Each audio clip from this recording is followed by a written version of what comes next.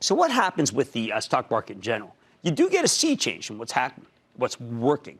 All right, let me give you a classic example. It's a company I like very much, and you've known them. They've been on a lot. Union Pacific, big railroad, right?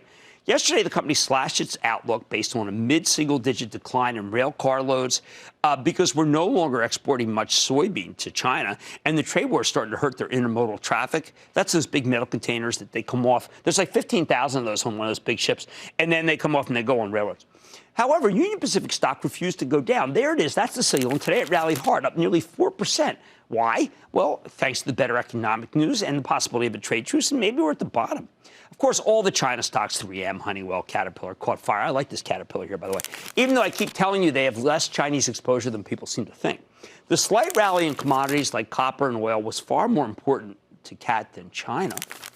I know lots of people are worried about the tariffs leading to higher prices at retail, but one look at the action in Jay Powell, take a break from your screen or whatever you're doing and look at Watch. Watch.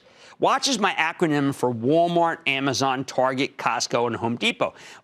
The action in those stocks tells you everything.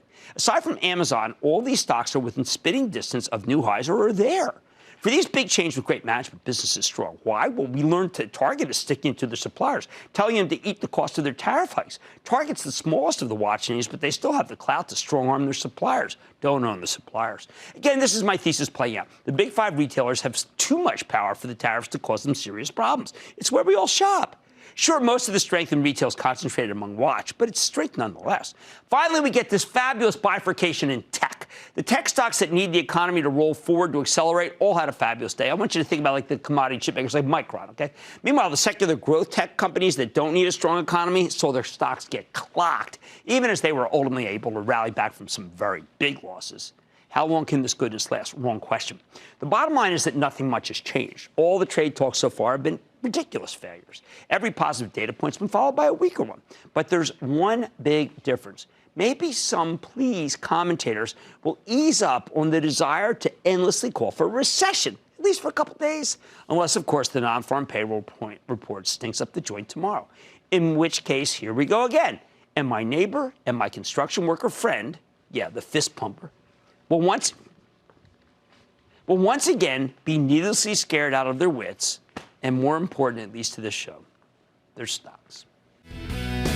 Don't miss a second of Mad Money. Follow @Jim Cramer on Twitter. Have a question? Tweet Cramer. #MadTweets.